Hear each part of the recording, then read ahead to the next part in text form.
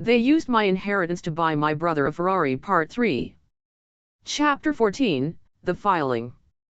It didn't feel real until I signed the papers. All the rage, the heartbreak, the betrayal, I had carried it like armor, worn it in silence for years. But it wasn't until I sat across from Keating in that cold, sterile conference room and wrote my name on the dotted line that it hit me. I wasn't just angry anymore. I was going to war. The filing process was faster than I expected. Keating moved with ruthless efficiency, no hesitation, no fluff. He knew every statute, every loophole, every pressure point that made people like my parents squirm. His office team had already assembled the case like a bomb waiting for detonation. The suit was civil. But it felt personal. Count I, fraudulent misappropriation of trust funds. Count 2, breach of fiduciary duty. Count 3, financial abuse. Count 4, emotional distress. Each count carried weight. Each one a brick laid into the wall I was building between myself and the people who stole my life from under me. It'll be served in the next 48 hours, Keating said, sliding the folder back toward his team. I recommend staying off social media. Why? I asked, heartbeat picking up. He smirked. Because they are going to react exactly how you think they will. Loud. Dramatic. Unhinged. He wasn't wrong. The paperwork hit my parents' mailbox 2 days later. The response was immediate. And nuclear. That night, my phone blew up with texts. Missed calls. Screaming voicemails that pinged so fast I had to shut my phone off just to think. Mom, 5:14 p.m. You ungrateful little snake. How dare you do this to your family? Dad, 5:19 p.m. After everything we gave you? This is how you repay us. Ethan, 5:42 p.m. Lawsuit? Really? LMFAO. You're insane. Like actually fing crazy. Go work another shift, peasant. Asterisk. Peasant. That one got under my skin. He was driving a Ferrari I had unknowingly paid for, and he had the audacity to call me a peasant? It would have been funny if it didn't feel so familiar. But the real blow came from the one place I didn't expect, Facebook. Within 24 hours of the papers being served, my mother posted a dramatic, carefully filtered photo of the family at Thanksgiving, the three of them, smiling, and a caption that read, "When your child turns against you for money, but you still thank God for the love you gave them.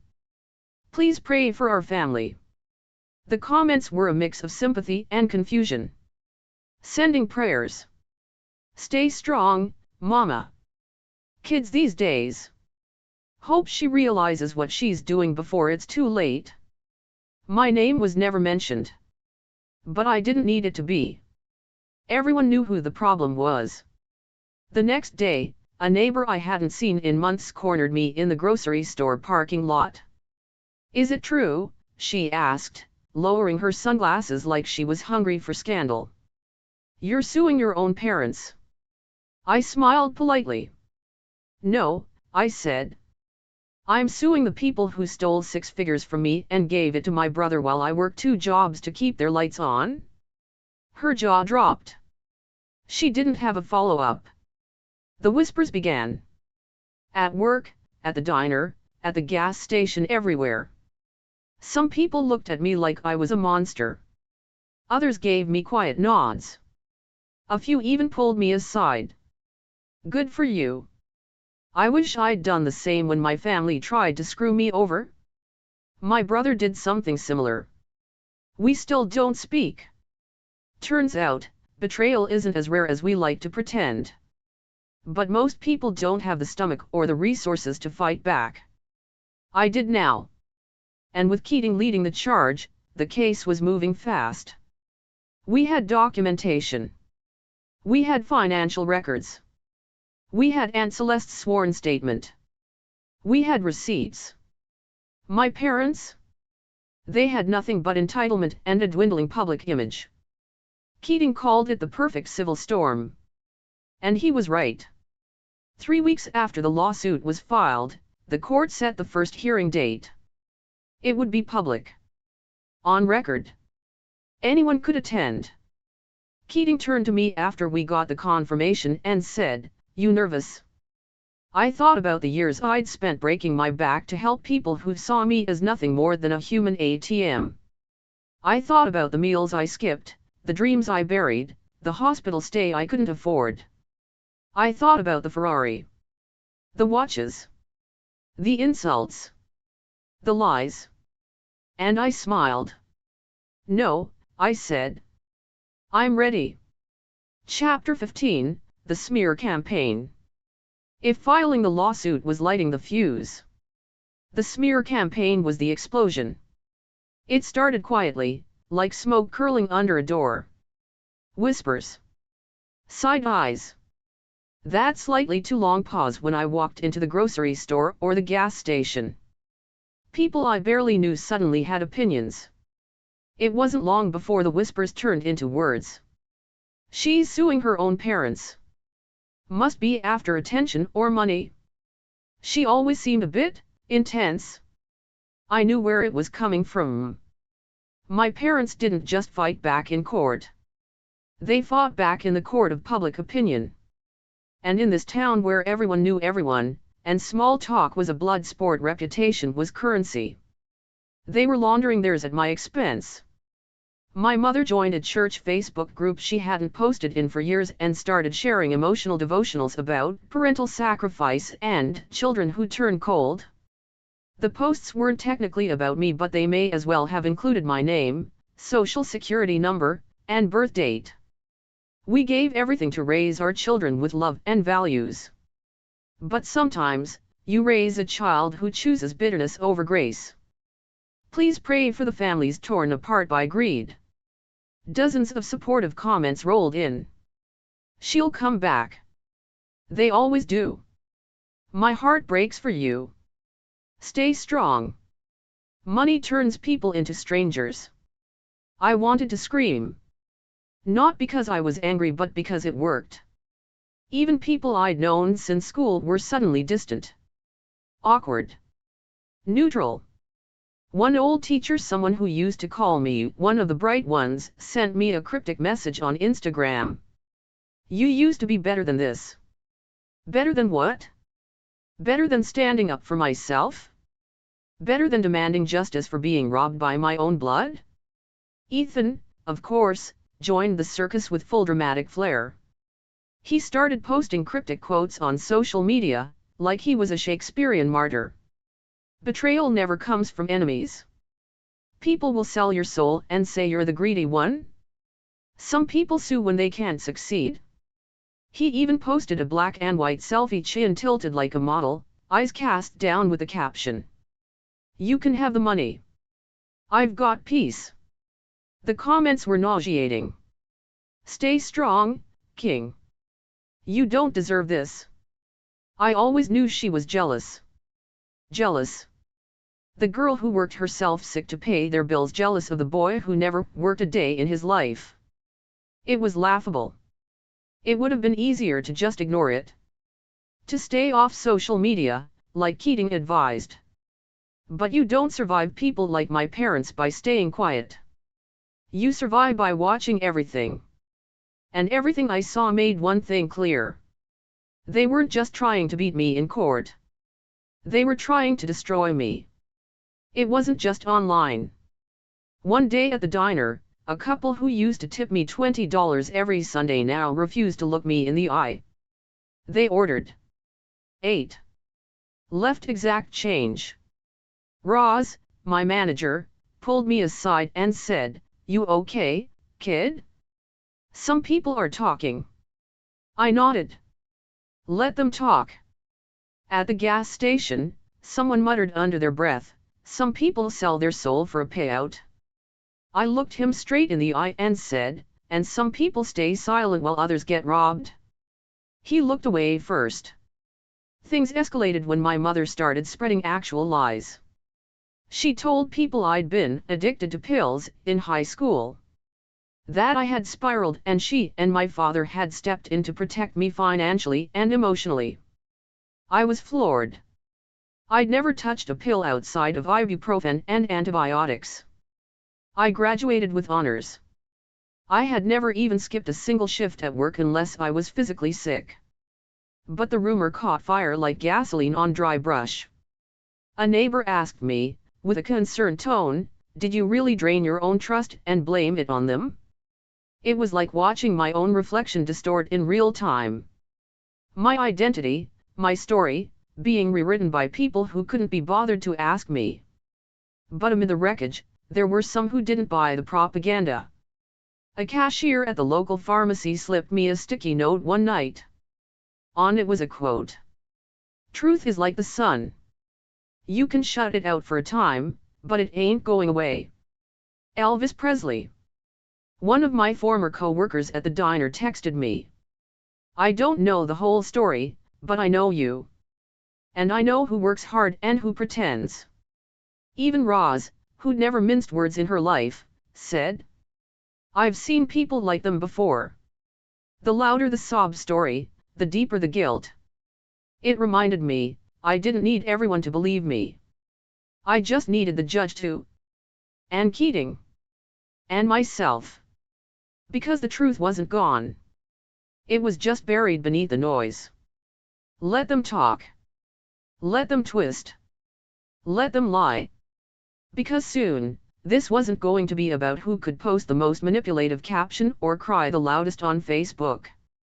It was going to be about evidence. Testimony. Truth. And in a courtroom? They couldn't filter the facts. Chapter 16, The Courtroom Showdown.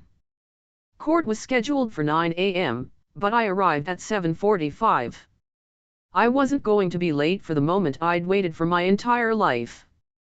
I stood on the courthouse steps, watching the sky shift from charcoal to pale blue, my hands gripping the case folder like it was the only thing tethering me to earth. Inside were months' worth of evidence documents, statements, signed withdrawals, photos, and receipts. My receipts. I wore a plain black suit. Nothing flashy. Nothing new. I wanted to look like what I was, serious, focused, and finally ready to be heard. Then, at 8:59, they arrived. Like they were walking into a gala instead of a courtroom. My mother wore a white pantsuit, pearl earrings, and a smug little half smile. My father looked like a retired senator, all cigar breath and deflection. And Ethan. Ethan showed up in a white suit with gold buttons, designer sunglasses on his face inside, and hair so perfectly styled it looked sculpted. He carried a silver water bottle and strutted like he was on a red carpet. "I cannot believe he wore white," I muttered to Keating, who raised a brow and replied dryly. "Perfect. Let him shine. It'll make the crash even louder." The courtroom wasn't glamorous. Beige walls, creaky benches, the faint scent of bad coffee. But the energy? Electric. Thick with judgment, tension, and the presence of people pretending to be innocent. The judge was a silver-haired woman named Magistrate Rowland. Stern, unimpressed, and famously no nonsense. Keating had told me, "She's allergic to bullshit. That works in our favor." Good. Because my family was about to serve a buffet of it. Keating opened with precision. Calm. Controlled. Deadly. He laid out the trust fund's original purpose, quoted the exact language of my grandparents' will, and presented the withdrawals as a timeline of betrayal.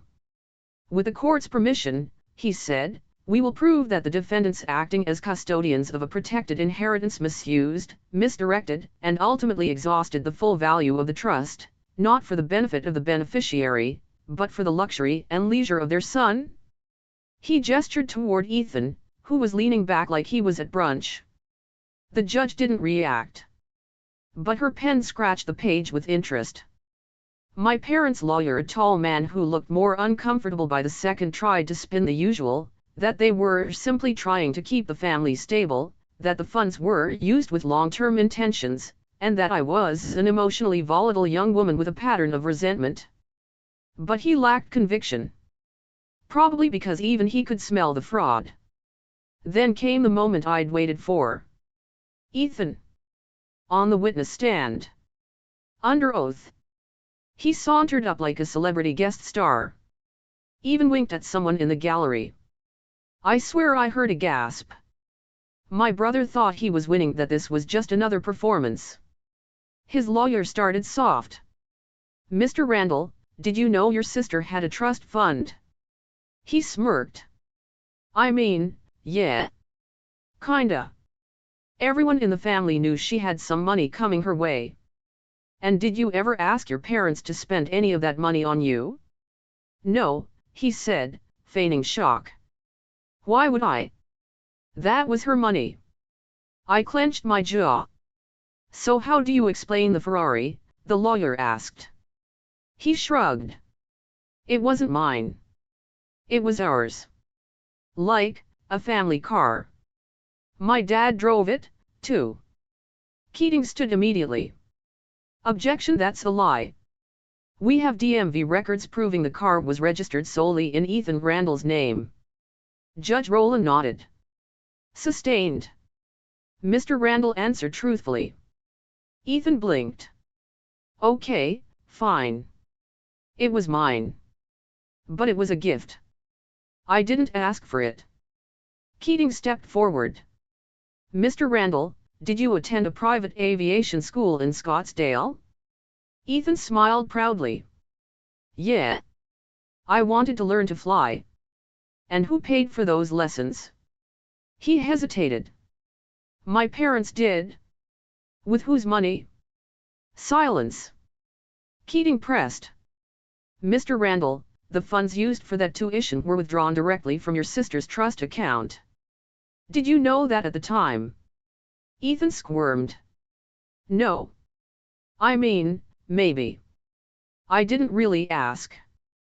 And when you posted about your new Rolex watches, Balenciaga wardrobe, and luxury spa retreats, did it ever occur to you that you were enjoying stolen funds? Ethan rolled his eyes. Look, my sister is always making a big deal out of stuff. She thinks everything is about her. The courtroom stirred. Judge Rowland narrowed her gaze. You're under oath, Mr. Randall. Show some respect. Then it was Keating's moment. He dropped exhibit after exhibit like a magician revealing trapdoors. Receipts. Transaction logs. Transfer authorizations. Screenshots. Social media photos time-stamped to match purchases. And Celeste's sworn affidavit. A breakdown showing over $223,000 drained, none of it authorized, all of it traceable. At one point, Keating held up a printout of Ethan's Instagram post. Sky's not the limit. Ethan, standing next to a private plane. Did you know, Keating asked the courtroom, that this future pilot never completed the course, never passed the written exam, and never even booked a solo flight? Ethan turned red. I was busy. Laughter rippled through the courtroom. Even the bailiff smirked. Judge Rowland banged her gavel once. Order. But I knew then we had her attention. After the proceedings adjourned for the day, my parents and Ethan stormed out like royalty escaping a coup. My mother refused to look at me. My father muttered, "This isn't over." Ethan? He took one last look back and muttered, "You're still nothing." But he was wrong. Because for the first time in my life I wasn't nothing. I was heard. And by the time the next hearing came, I wouldn't just be heard. I'd be believed. Chapter 17, The receipts hit hard. The second day in court felt different. There was a crack in their confidence now, a small fracture beneath my mother's perfect posture, a flicker of panic behind my father's clenched jaw. Even Ethan, who had waltzed in like he owned the courthouse the day before, seemed rattled. His hair wasn't as perfectly styled. The sunglasses were gone. The only thing louder than the tension was the silence between us as we waited for the judge to return to the bench. Keating leaned over and whispered, "Today, we stop arguing opinions.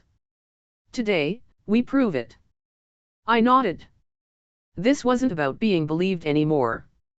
It was about the math. Keating began by introducing a new set of exhibits, meticulously organized bank statements, screenshots, receipts, notarized documents, a forensic timeline of financial betrayal. "This," he said, holding up the first page, "is a list of withdrawals made from the plaintiff's trust fund between the months of July and December. In that 6-month period alone, over $97,000 was spent." He flipped to the next page. "Ferrari purchase, $146,200, paid in a single wire transfer to an exotic auto dealer, 6 months before the plaintiff's 21st birthday, the legal release date of the trust. Rolex boutique, 3 separate purchases totaling $19,300. Tuition to private aviation school, $24,500. Balenciaga, Louis Vuitton, and Gucci, over $16,000 in designer clothing and accessories. Spa retreat, $3,800, paid to a luxury resort under the brother's name. Additional funds used for gaming equipment, Apple products, and bathroom renovations for the brother's personal use." Each line was like a hammer pounding into the courtroom's silence. The judge scanned every item. Her expression didn't move, but her pen scribbled constantly. "And fast." "Your Honor," Keating said, pausing for dramatic effect, "at no point during these transactions did the defendants request legal permission to access these funds. Nor did they report the withdrawals to the beneficiary. Instead, they funneled the money into personal luxuries, including a $1,200 beard oil kit." He held it up. "Yes." He brought the receipt. Even the court clerk tried and failed to suppress a smirk. Ethan turned red. My mother looked like she wanted to vanish into the floor. My father leaned back, arms crossed, but he wasn't smirking anymore. "Let's be clear," Keating continued. "The plaintiff was not a reckless spender. She didn't touch the account.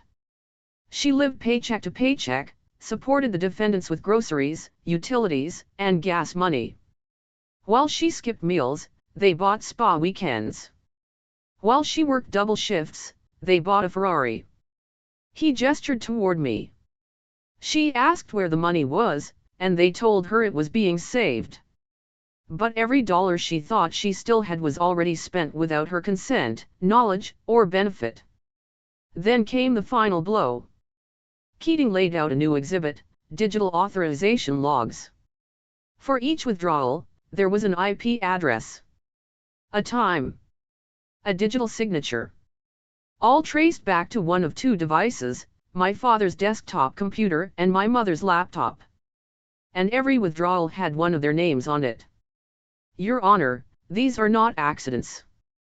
These are not misunderstandings. These are deliberate, documented choices.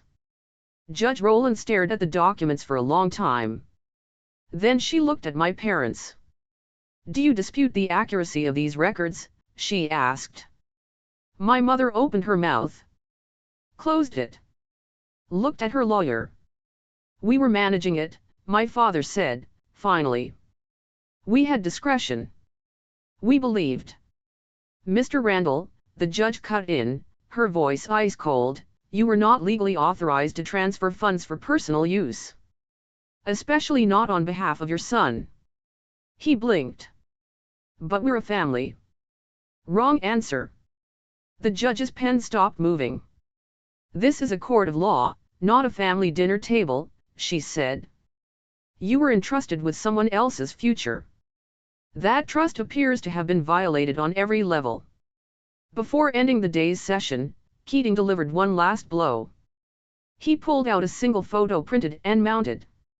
A shot of Ethan posing with a Ferrari, captioned with a now-deleted Instagram story. "Big wins only. Thanks to the family for always coming through." He turned it to face the courtroom. "Nothing else, Your Honor?" "Mike." Drop. As we packed up, I watched my parents. They were quiet now. No smug expressions. No righteous indignation. Just silence. And something that looked a lot like fear. Ethan muttered to their lawyer as they left, "They didn't even mention the watch collection?" He was right. We hadn't even used all the evidence. Not yet. Because Keating wasn't just winning. He was saving the most devastating blows for last. Chapter 18, The Shocking Witness.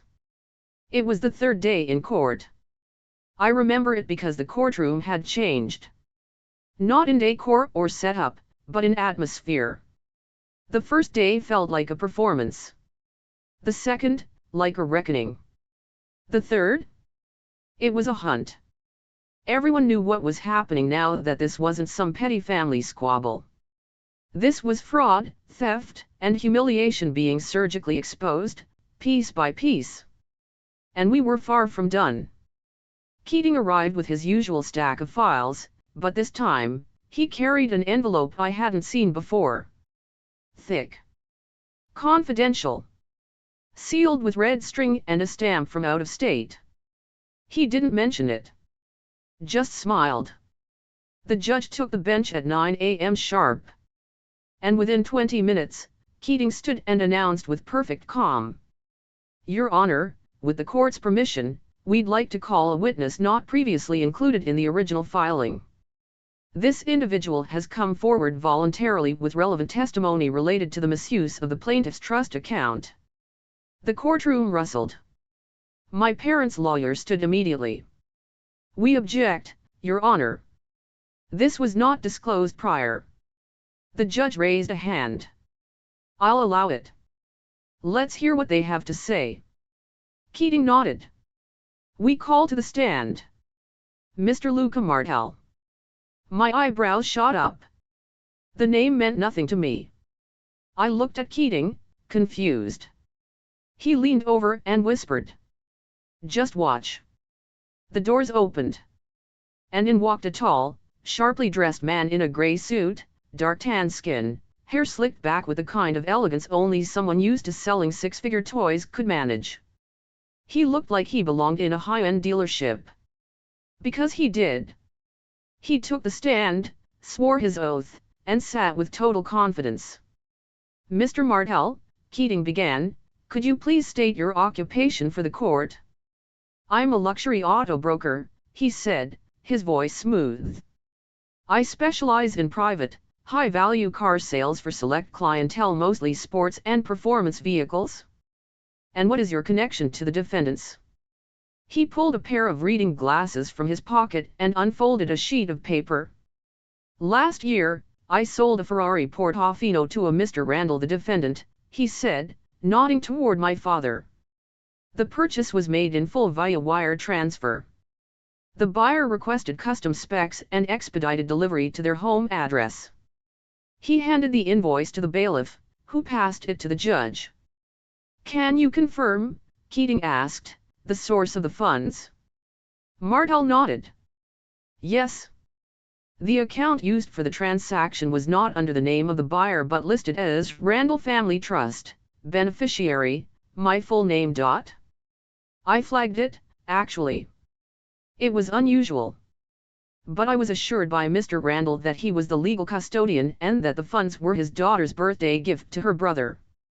Gasps rippled across the gallery. Birthday gift to her brother. I turned to look at my parents. My mother's face was pale. My father's jaw twitched, trying to hold still. "Did you verify the beneficiary's consent?" Keating asked. "No," Martel said. "I was told she'd already approved it." He looked at me. I realize now, that was a lie. Judge Rowland leaned forward. "So let me clarify, Mr. Martel. The defendants told you that the plaintiff, the actual owner of the trust, had authorized the purchase?" "Yes, Your Honor. And I had no reason at the time to believe otherwise." And you are willing to testify that the Ferrari now in the possession of the defendant's son was purchased with funds clearly marked for the plaintiff? Absolutely. Keating walked to the center of the room. Calm. Lethal. Your Honor, we have now confirmed under oath that not only were the funds misused, but the defendants actively lied to a third party about their legal authority to access and use those funds. That's not just breach of trust. He let the silence linger. That's fraud. On the record. In writing. And now, on sworn testimony. The courtroom was dead silent. Even Ethan smug, arrogant Ethan was shrinking into his chair. My father's lawyer looked like he was swallowing glass. Judge Rowland sat back in her chair and said the words I'll never forget. Well. That changes everything. Before Martel left the stand, Keating asked one last question. Do you still have possession of the Ferrari? Martel nodded. We actually repossessed it last month. The family had fallen behind on maintenance, insurance and registration fees. The car is now back in inventory. He turned toward me. I'd be happy to help the rightful owner recover it if the court deems it appropriate. I didn't respond. But inside? I smiled. As court adjourned that day, my parents were visibly shaken. My mother looked like she was unraveling, strand by strand. My father's hands were shaking. Ethan didn't say a word. No cocky glances. No smugness. For the first time, they realized this wasn't a tantrum. It wasn't a phase. They were losing. And they weren't just losing a case. They were losing control of the story. Because now, the court had witnesses. Now, the court had proof. Now, the court had truth. And no Instagram caption could undo that. They lied. They cheated. They betrayed the one person who gave them everything. But guess what? The truth always finds a voice, and here, it screams. If you live for chaos, loyalty gone wrong, and revenge served cold. Like this video. Drop a comment. And hit subscribe, because on Family Drama Unleashed, we don't forgive, and we never forget. Tap that bell, because the next betrayal? It's already on its way.